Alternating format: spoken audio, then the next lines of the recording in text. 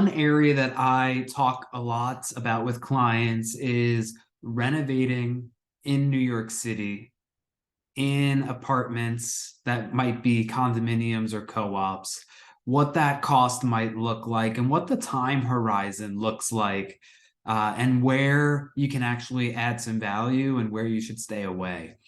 So I think a lot of people coming from out of state are a bit surprised by the cost of renovating in New York City.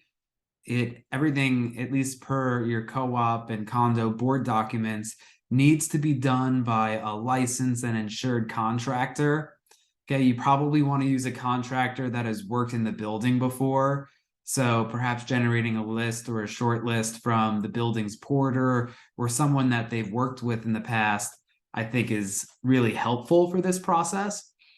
If you are looking at absolute gut renovations and you're buying something more affordable, perhaps it hasn't been touched since the 1980s, I think you could be looking at costs of in the ballpark of $500 per square foot.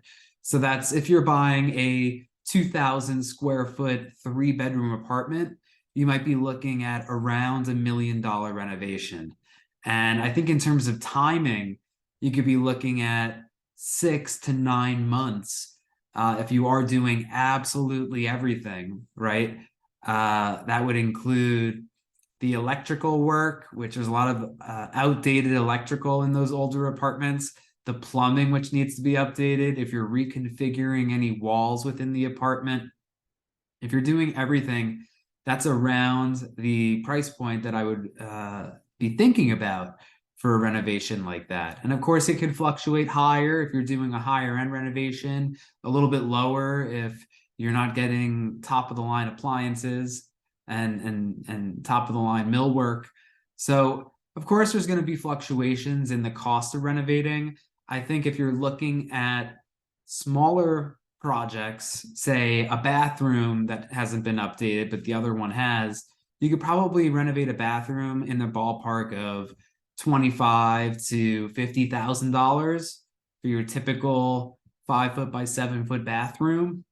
I think your kitchen will probably be somewhere in the realm of $75,000 to $200,000, right? Depending on the size. Is it a studio apartment? Is it a bigger apartment? But what's really adding to these costs that you're not going to see in other markets is, one, your building probably isn't going to just let the construction workers come and go as they please. So you need to book out time.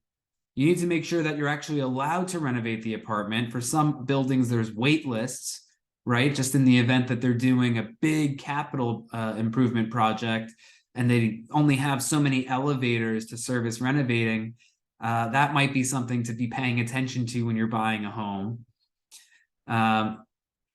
Another area to be thinking about is, they're bringing this debris and even just the demolition of an apartment. That has to happen. It has to be taken out at certain times, and it has to be actively coordinated with the building. So that's another area that just adds time to the project. Okay, the licensed contractor, the architect you're working with, the permits that you're filing and receiving from the city, and the board approval that you're getting from the building, all of that is adding time to your renovating.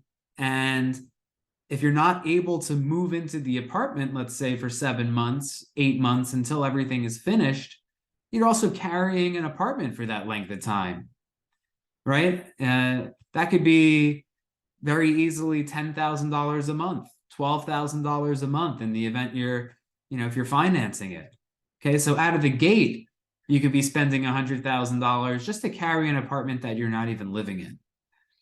So those are just some areas to think about around renovating. I think it's always going to be a lot longer in an apartment building, in vertical living. So just something to think about. And then another avenue to consider is what you're renovating and really identifying that project that needs that absolute renovation, if that's the path that you want to go down.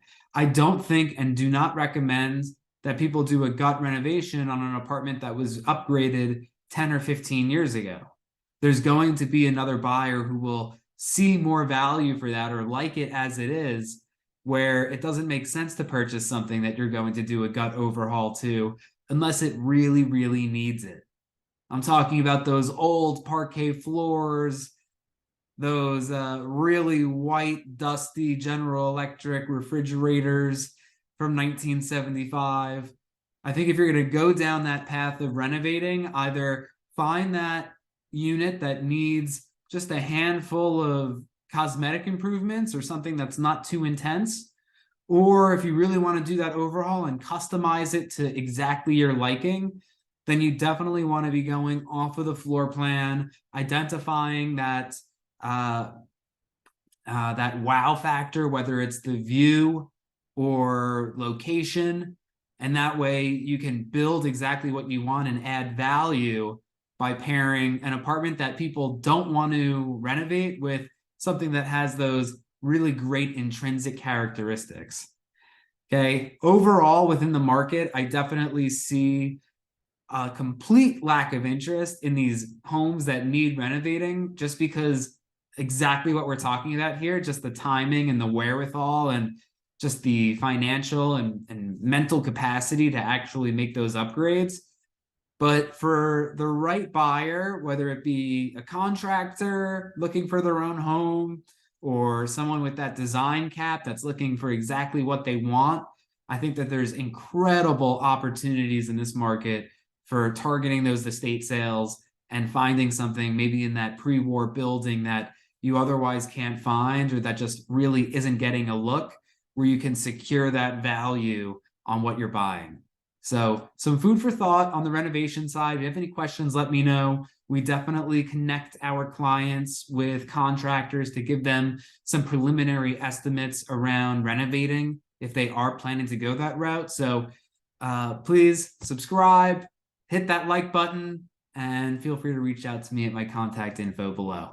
All right, thanks so much.